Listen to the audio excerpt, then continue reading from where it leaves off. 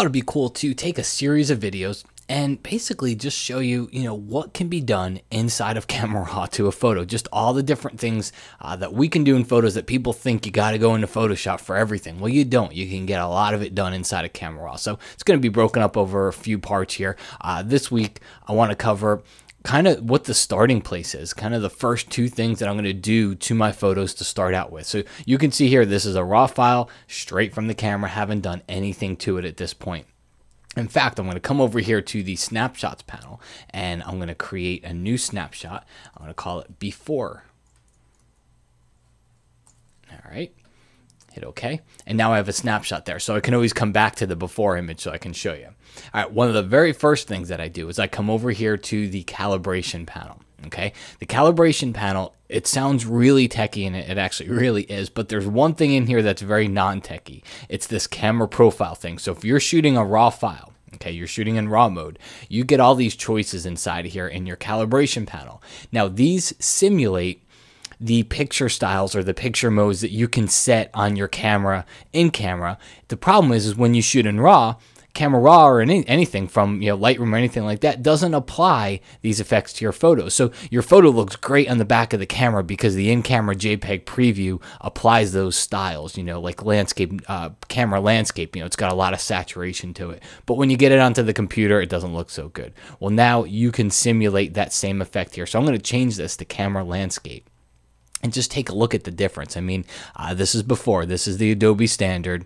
And then this is camera landscape, which simulates that landscape picture style on my Nikon. Okay, big difference. Already, it gives me a better starting place. It gives me something that I don't have to come in here and tweak the colors much. A lot of the contrast is better. All right, and just kind of FYI, the portrait one, awesome for portraits. You'll love what it does to the skin. So if you're shooting people, make sure you check out the camera portrait style.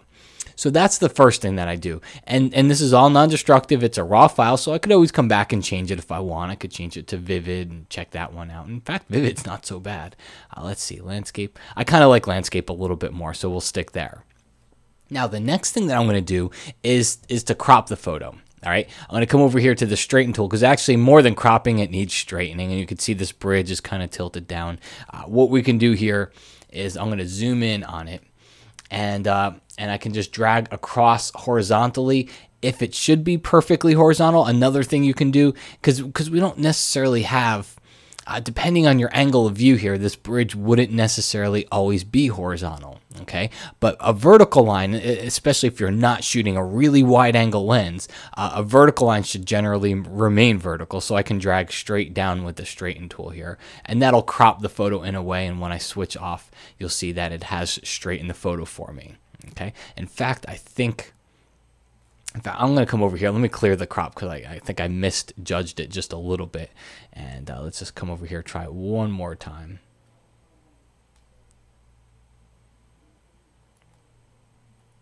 There we go. And I think that looks a lot better. I thought about straightening it based on the waterfall, but then this bridge would have looked like people, it was going to be tilting off to the side here. So I think that looks pretty good when it comes to cropping and straightening. And then the last thing we'll take a look at here is my very first creative thing that I'll do, and that's white balance. All right, I'm going to come over here and I'm going to warm the photo a little bit with the white balance. This is a creative decision on your part because there is no perfect white balance for this. You could grab your white balance eyedropper and I could come over here and click on the waterfall somewhere like in a gray area, maybe right here. And that would balance the photo. It's just, that means it's properly balanced. That doesn't mean it's right. Creatively, I'm going to undo. Creatively, I kind of like a little bit of a warmer photo here, and I like a little bit of red to it. I didn't want so much green where it looks too green. I like just a little bit of red in there as well, but we'll warm the photo.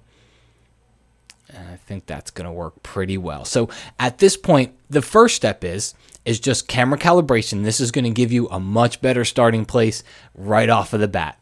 And then get your cropping done. You can do that all right here inside of Camera Raw. And then the next place I go to that is immediately over to the white balance, and I set that white balance. In the next video, we'll take a look at the rest of the settings here inside the basic panel and what a big change that they will end up making to the photo.